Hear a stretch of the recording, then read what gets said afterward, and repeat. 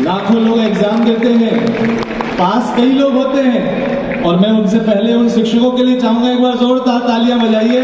तो ये शिक्षक जो आज संभवों के माध्यम से आपको भी ऐसा बनाने का पुरुषार्थ कर रहे हैं।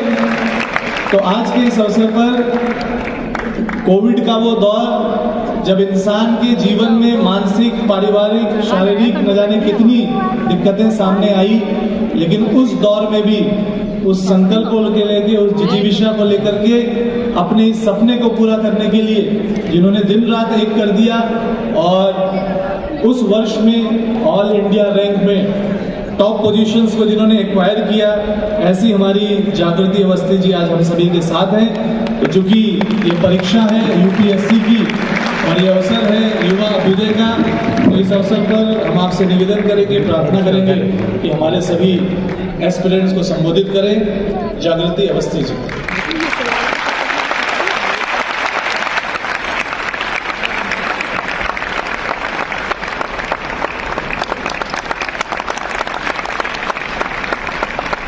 नमस्कार आदरणीय मंच और सभागार में उपस्थित सभी मित्र।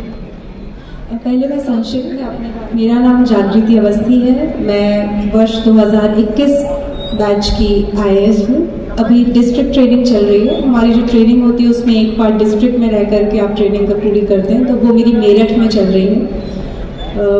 2020 की जो UPSC CSE की परीक्षा थी उसमें मेरी दूसरी रैंक थी, और भोपाल से मैं आती हूँ। मेरी शिक्षा NIT भोपाल से मैंने इलेक्ट्रिकल इंजीनियरिंग पूरी की थी 2017 में, और 2 साल BHEL भोपाल में एक इंजीनियर के पद पर मैं कार्यरत रही थी। जब मुझे पता चला कि दिया दिल्ली के बारे में, तो ये मुझे अपने कुछ बैचमेट्स के थ्रू पता चला था जो इससे कनेक्टेड थे।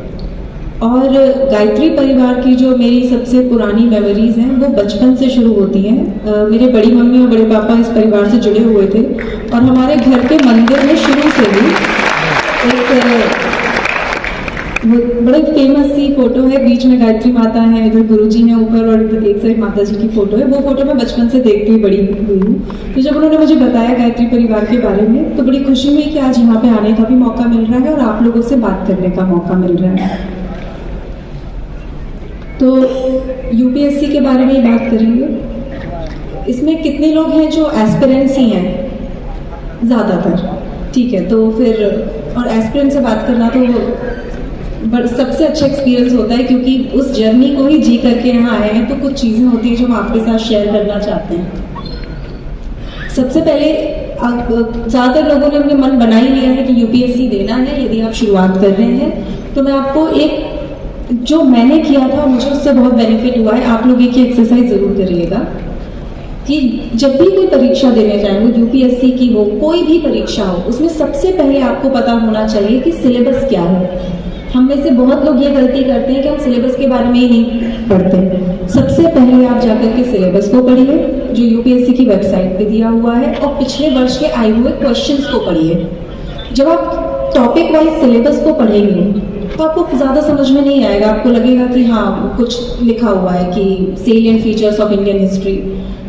जब आप उसी टॉपिक से जो क्वेश्चंस पूछे गए हैं, जब आप इन दोनों को एक साथ रख करके पढ़ेंगे तो आपको समझ में आएगा कि किस टॉपिक से क्या प्रश्न UPSC पूछ रहा है। और यकीन मानिए, जो सालों से एक पैटर्न है वो एक दिन में नहीं बदल जाएगा। कि यदि आप जिस वर्ष परीक्षा देने जाएंगे उस दिन पूरा 100% ओवरहॉल हो जाएगा एग्जाम का।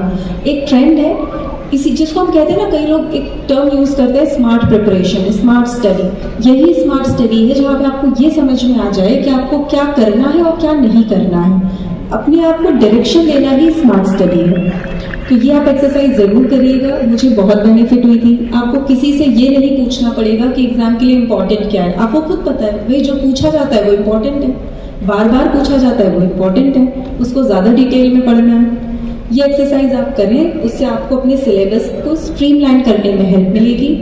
हर टॉपिक को जो भी UPSC के सिलेबस में टर्म्स लिखे हैं उसको आप अच्छे से पढ़िए। जब आप ये एक्सरसाइज कर लें और आपको सिलेबस समझ में आ जाए, फिर आप शुरुआत करिए अपनी बुक लिस्ट बनाने से। बहुत सारे यूट्यूब के वीडियोस ऑनलाइन पड़े हुए हैं, उनमें से आप अपनी बुक सिलेक्ट कर लीजिए। अब एक टॉपिक के लिए एक किताब ही रखिए। देखिए, पढ़ाई का, ज्ञान का, इसका कोई अंत नहीं होता। जितना जानेंगे उतना अच्छा है, लेकिन हमें एक परीक्षा भी देनी है। यदि आप हिस्ट्री पढ़ रहे हैं तो आप हिस्ट्री की परीक्षा के लिए हिस्ट्री पढ़ रहे हैं, आप इतिहासकार बनने के लिए हिस्ट्री नहीं पढ़ रहे। ये परीक्षा के लिए मैं बता रही हूँ। जब एक बार परीक्षा क्लियर कर लिया, आपका जो इंटरेस्ट हो उसमें आप गहनता से पढ़िए, उसके एक्सपर्ट बन जाइए। परीक्षा की दृष्टि से मैं आपको बता रही हूँ, एक टॉपिक के लिए एक किताब सेलेक्ट कर लीजिए, उसको बार बार पढ़िए। एक बार में याद नहीं होता है, हमें उसमें बार बार पढ़ना पड़ता है, बार बार रिवाइज करना पड़ता है, फिर वो जाके आपकी मेमोरी में स्टिक कर जाता है। मैंने किसी यूट्यूब इंटरव्यू में बोल दिया था, उसके बाद काफी लोगों ने मजाक बना दिया कि ये क्या बोल रहे हैं। मैंने कह दिया था कि एक बुक फिर 1 घंटे में रिवाइज हो जाती है। तो इसमें मैं ये बोलना चाहती हूँ कि एक बुक आप 1 घंटे में पढ़ नहीं सकते, ये सही बात है। यदि 500-600 पन्नों की किताब है, कोई 1 घंटे में कैसे पढ़ सकता है? तो पढ़ने का भी एक तरीका यह होना चाहिए कि जब मैं किताब को पहली बार उठा रही हूँ, मैं उसको गहनता से पढ़ूंगी। एक एक लाइन आप पढ़िए। जब आप पहली बार पढ़ते हैं तो समझने के लिए पढ़िए, ना आपको अंडरलाइन करना है, ना आपको उसमें से इंपॉर्टेंट पॉइंट्स निकालने हैं, सिर्फ समझने के लिए पढ़ना है। एक बार जब आप उसे समझ जाए, फिर आप हाथ में पेंसिल लेकर के बैठे, सेकेंड रीडिंग में उसको अंडरलाइन करिए कि भाई ये चीजें इसमें इंपॉर्टेंट है। जब आप उसको तीसरी बार पढ़ेंगे, फिर आप एक पेन लेकर के बैठिए। जो आपने पेंसिल से अंडरलाइन किया था, अब आप दोबारा वही पढ़ेंगे। दोबारा पूरी किताब तो पढ़ने नहीं बैठेंगे, क्योंकि आपको मालूम है जो इंपॉर्टेंट था आपने पेंसिल से अंडरलाइन कर लिया। पेंसिल से भी जब आप तीसरी बार पढ़ेंगे तो आपको लगेगा ये वाला पोर्शन तो मुझे याद हो चुका है, ये वाला कुछ कुछ भूलता है, तो उसको पेन से अंडरलाइन कर लीजिए। जब आप चौथी बार पढ़ेंगे तो एक हाईलाइटर के साथ पढ़िए। आप पूरे उसमें देखेंगे कंटेंट फिल्टर आउट होता है। अगर कोई कहता है कि मैंने परीक्षा के लिए किताब 10 बार पढ़ी है, तो आपको लगता है कि उसको 10 बार उतना ही समय लगना चाहिए पढ़ने में? हर बार समय कम होना चाहिए। इतना कम होना चाहिए कि जब आप परीक्षा के पहले बैठे तो आप अपनी किताब के पन्नों को जब पलटाएं तो आपको पता हो कि किस पेज पे क्या इंपॉर्टेंट है, मुझे क्या पढ़ना है, और लगभग फिर आप 1 घंटे में रिवाइज कर लेते हैं। तो ये एक प्रोसेस है रिविजन का और पढ़ने का। हर बार एक बार बहुत अच्छे से उसको स्टडी करनी है, सक्सेसिवली अपने कंटेंट को ये स्ट्रीमलाइन करना है कि उसमें से क्या इंपॉर्टेंट है, क्या मुझे याद नहीं हो रहा है, क्या एग्जाम में बार बार पूछा जा रहा है, और फिर उसको आप लास्ट में देखेंगे तो एक 600-700 पेजेस की जो बुक है, और इतनी मोटी बुक्स होती हैं। अगर किसी ने स्पेक्ट्रम देखी हो, लक्ष्मीकांत देखी हो, तो ये सब किताबें हैं, थोड़ी हैवी है, पर ये लास्ट में आपको पता चलेगा 15 से 20 पन्ने का ही कंटेंट रह जाता है जो आपको रिवाइज करना होता है at the end of the exam. और ये तब है जब आप एक बुक की मल्टीपल रीडिंग्स कर चुके हों। तो बहुत वास्ट नहीं है कि इतनी सारी बुक्स हैं, इतना सारा सिलेबस है, कैसे रिवाइज करेंगे एक साथ? हो जाता है, स्ट्रीमलाइन करके पढ़ेंगे, हो जाएगा। अपनी एक बुक लिस्ट बना लीजिए इस तरीके से, क्योंकि यदि आप बहुत सारी बुक्स रख लेंगे तो उसको बार बार पढ़ना मुश्किल हो जाएगा। 10 बुक्स को 10 बार पढ़ना मुश्किल है, मगर एक बुक को 10 बार पढ़ना आसान है। अपनी बुक लिस्ट को जब आप एक बार बना लें तो उसको अपनी डेस्क पे रख लीजिए। बहुत सारा कंटेंट है, बहुत सारी जानकारी है। और एक बात और मैं किसी ने मुझे कही थी कि हमें सब कुछ पता है, इसका मतलब ये नहीं कि हमें सब कुछ आता है। सिर्फ जानकारी इकट्ठी करके आप अपने पास मत बैठिए, उसको प्रोसेस जरूर करिए। जैसे न्यूज़पेपर पढ़ रहे हैं, आपने कोई भी इवेंट पढ़ा, उसके आगे पीछे का जरूर सोचिएगा कि भाई ये क्यों हो रहा है, इसका क्या इम्पैक्ट होगा, सोसाइटी पे क्या इम्पैक्ट होगा, किस तरीके से सवाल आ सकता है। यदि आप इस तरह से प्रोसेस करते हुए पढ़ेंगे, आपको मजा भी आएगा पढ़ने में।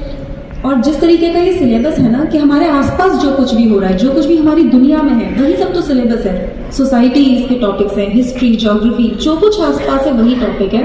तो आप एक बहुत अवेयर सिटीजन के तौर पे भी उभर के आते हैं। देखिए, सिलेक्शन होना या ना होना, अब ये तो मैथमेटिकली देख लीजिए कि जितने पद हैं उसके सापेक्ष बहुत ज़्यादा लोग परीक्षा देने के लिए आते हैं, तो डेफिनेटली कुछ का होगा, कुछ का नहीं होगा।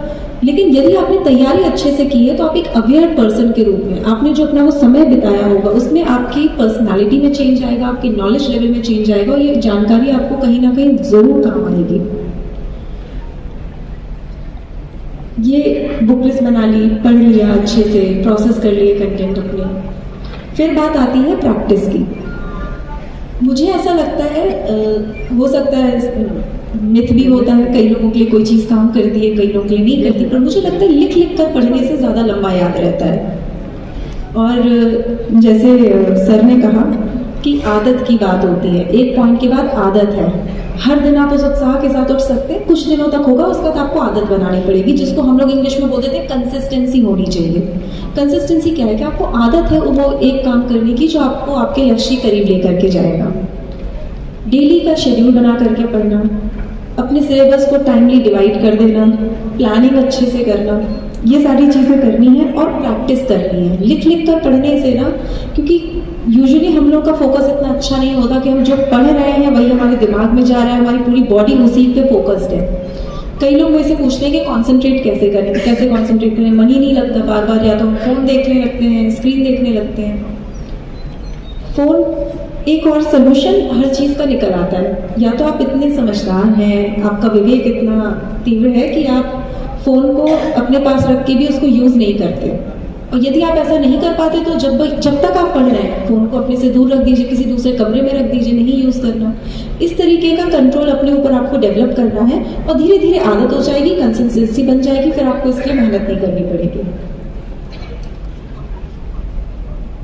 एक बार जब आपने प्लानिंग कर ली, पढ़ना स्टार्ट कर दिया, आप लिख लिख करके उसको पढ़ते हैं। लिख लिख करके पढ़ने का मतलब जो भी पढ़ा एक बार लिख के देख लिया, जो भी याद करने एक बार रफ में ही लिख के देख लिया, क्योंकि उसमें आपका हाथ भी मूव कर रहा है, आपका ब्रेन भी काम कर रहा है, आइज भी आपकी वही चीज़ देख रही है, तो थोड़ा सा लंबा याद रहता है। ऐसा आपको लग सकता है वेस्टफुल है, कई लोगों के लिए नहीं भी ज़रूरत होती, वो सिर्फ एक बार पढ़ते हैं उनको याद हो जाता है, कईयों को नहीं होता।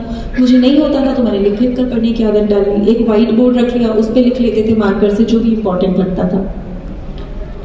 टेस्ट सीरीज ज़रूर दीजिए, जब आप कोई चीज़ पढ़ लें तो उसको चेक ज़रूर कीजिए कि हमने कितना अच्छा पढ़ा है। कोई भी टेस्ट सीरीज हो उसको ज्वाइन कर लीजिए, उससे आपको अपना टाइम भी मैनेज करने में हेल्प मिलेगी। मैं मेंस के लिए आपको बताती हूँ, मेंस में आपके पास 3 घंटे होते हैं। जो जीएस का पेपर है उसमें 10 क्वेश्चन होते हैं 10 मार्क के, और 10 क्वेश्चन होते हैं 15 मार्क्स के। इतना कैलकुलेशन करके हम जाते हैं, इतनी हमारी प्रैक्टिस हो चुकी होती है कि हमें पता है हमें 10 मार्क के क्वेश्चन के लिए 7 मिनट मिलेंगे, और 15 मार्क्स के क्वेश्चन के लिए 10 मिनट मिलेंगे। तो यदि आप 11वां मिनट या 8वां मिनट ले रहे हैं तो डेफिनेटली आप कहीं ना कहीं अपने एग्जाम्स के साथ कॉम्प्रोमाइज़ कर रहे हैं, आने वाले क्वेश्चंस पे कॉम्प्रोमाइज़ कर रहे हैं। इतनी आपकी कैलकुलेशन, इतनी आपकी डिसीजन मेकिंग हो जाती है यदि आप अच्छे से प्रैक्टिस कर लें। तो ये तो हुई तैयारी की बात। और भी जो कुछ भी आप जानना चाहें यूट्यूब पे, आजकल इंटरनेट इतना बढ़िया सोर्स ऑफ इंफॉर्मेशन बन गया है, यदि आप उसे अच्छे से यूज़ करें तो आपको यूट्यूब पे बहुत सारे टॉपर्स की बहुत सारी स्ट्रैटेजीज मिल जाएंगी, आप वहाँ से ले सकते हैं। मैं आपको अपनी तैयारी के दिनों की कुछ एनेक्डोट्स शेयर करती हूँ। एक तो ये प्रोसेस थोड़ा सा लंबा हो जाता है, लगभग 1 साल तैयारी में और 1 साल प्रीलिम्स फिर मेंस फिर इंटरव्यू, 2 साल का समय होता है। मैंने अपनी नौकरी छोड़ दी थी 2019 जुलाई में, बीएचयू भोपाल की नौकरी थी, और कूद पड़े प्रिपरेशन करने के लिए। तो जब नौकरी छोड़ी तो एक तो पेरेंट्स का ही था, क्योंकि जब आप मिडिल क्लास फैमिली से आते हैं, ज़्यादातर हम लोग साधारण मध्यम वर्गीय परिवार के ही लोग हैं, जहाँ पे आर्थिक रूप से स्वतंत्र होना बड़ा ज़रूरी माना जाता है, चाहे वो बेटा हो या बेटी हो, दोनों के लिए ही। तो उस वहाँ से निकल के छोड़ के अब तैयारी शुरू की, पढ़ाई दोबारा शुरू की, तो कभी कभी लगता था कि कहीं कोई गलती तो नहीं करती। एक बार याद रखिए, यदि आपने कोई डिसीजन ले लिया है, डिसीजन लीजिए, सोच समझ के लीजिए, और जब ले लिया है कभी उस पर डाउट करने की ज़रूरत नहीं है। खासकर ऐसे डिसीजंस जो आप नहीं बदल सकते, उस पर अपना 100% देने के लिए बस आप तैयार हो जाइए। जो भी किया, यदि आपने डिसाइड कर लिया है कि यूपीएससी की तैयारी हमें करनी है, तो अब उसमें 100% देना है। ऐसा नहीं है कि यूपीएससी सीएससी ही एक लौता एग्जाम है, बहुत सारे करियर ऑप्शंस हैं, बहुत सारे करियर ऑप्शंस हैं। आपने डिसाइड किया है ना कि आपको इसकी तैयारी करनी है, तो अभी आपके ऊपर है कि आपको 100% इसमें देना है। तो मुझे भी लगा कि अब जब नौकरी छोड़ दी है तो अब तो मैं ज़रूर करूँगी। जब बैठते थे इनिशियली तो देखिए, जो लोग फुल टाइम प्रिपरेशन करते हैं, बहुत साधारणतः है वो 8 से 10 घंटे रोज़ पढ़ते हैं। 24 घंटे का दिन होता है, उसमें से यदि आप 8 से 10 घंटे पढ़ रहे हैं तो हेल्दी तरीके से अपनी लाइफ स्टाइल मेंटेन करते हुए पढ़ लेंगे। तो बैठा ही नहीं जाता था, पढ़ा ही नहीं जाता था। फिर मोटिवेशन ढूंढने की हमें ज़रूरत होती है। और एक बहुत अच्छी बात सर ने एक और चीज़ बोली कि एवरीथिंग इज विद इन अस, सब कुछ हमारे अंदर है। मोटिवेशन भी हमें अंदर से ही लेना है, क्योंकि यदि आप बाहर से किसी चीज़ को मोटिवेशन के तौर पे यूज़ करते हैं तो बहुत ज़्यादा लंबी नहीं टिकेगी। अपने अंदर एक मोटिवेशन ढूंढिए, अपने अंदर वो वजह ढूंढिए जिसके लिए आप यहाँ पे हैं। जैसे मेरे लिए पॉजिटिव मोटिवेशन और नेगेटिव मोटिवेशन दोनों काम करते थे। पॉजिटिव कि भाई कुछ करना चाहते हैं, एक ऐसी सर्विस है जहाँ बहुत कुछ करने का मौका मिलता है, समाज में कुछ बदलाव यदि आप करना चाहते हैं उसका मौका मिलता है। नेगेटिव मोटिवेशन क्या था? जॉब छोड़ दी है, पेरेंट्स ने बहुत सेक्रीफाइस किया है, वो सेक्रीफाइस वेस्ट नहीं होना चाहिए। तो यदि सुबह नहीं मन कर रहा है बैठने का तो मन को लगाइए, थोड़े दिनों में मन अपने आप करने लगेगा।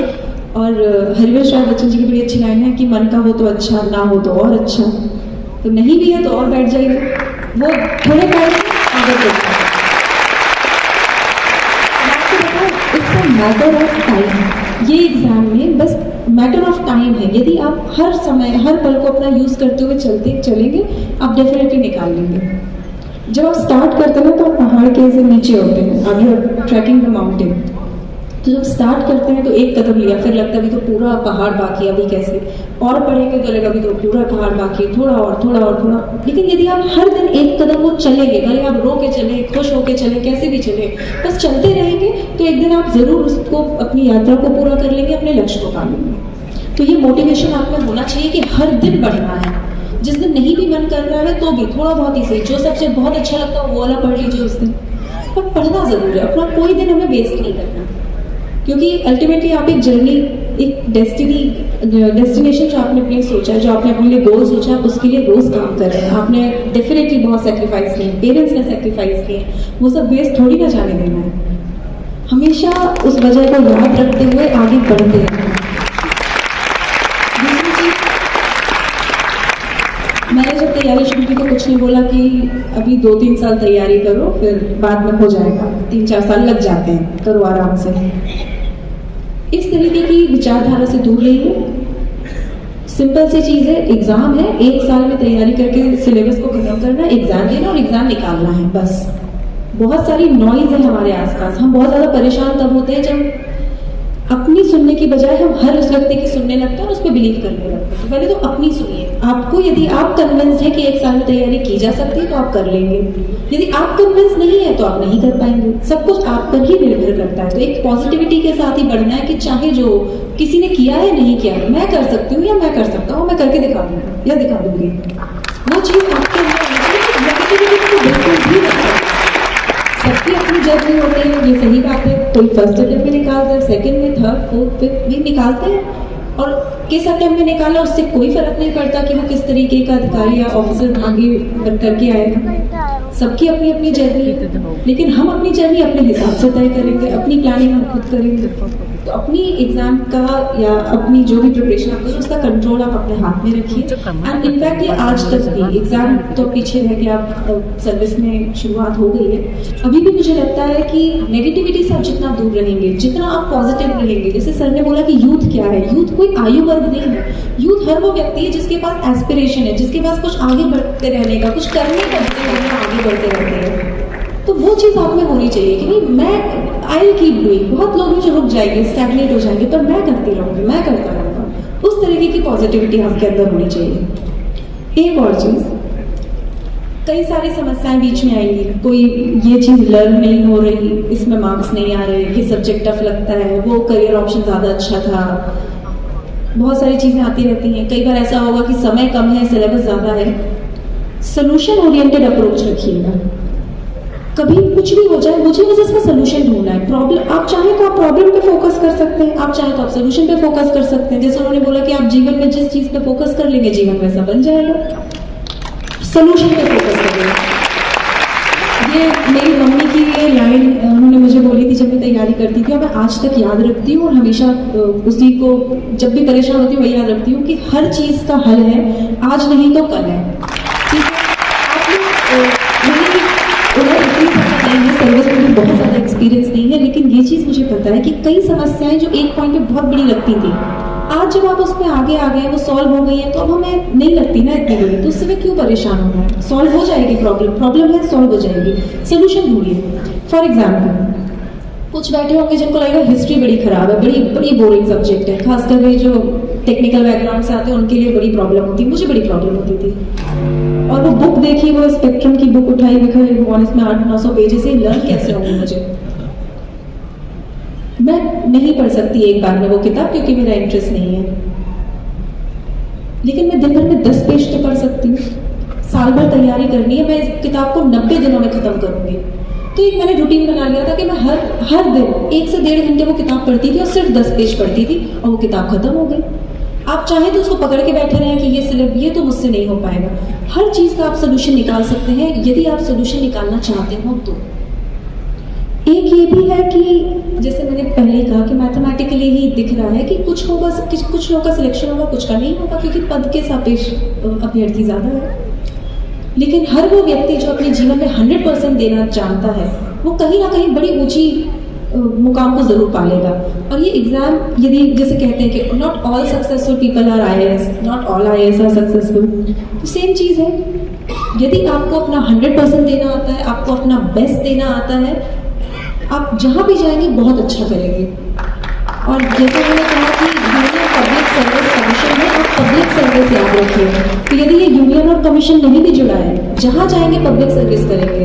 टीचर बनेंगे तो ऐसे टीचर बनेंगे कि आपकी ज्ञान के प्रकाश से न जाने कितने जीवन को आप रोशन कर देंगे।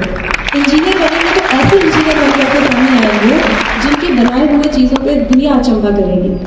तो जो भी बनेंगे बहुत अच्छे बन कर गए। स्पोर्ट्स पर्सन बनेंगे तो ऐसे जैसे अभी हमारे बीच में इंटरनेशनल शूटर हैं, जो भी करे उन्होंने हमारा नाम रोशन किया, जो भी किया ऐसा किया कि सबको उन पर गर्व है।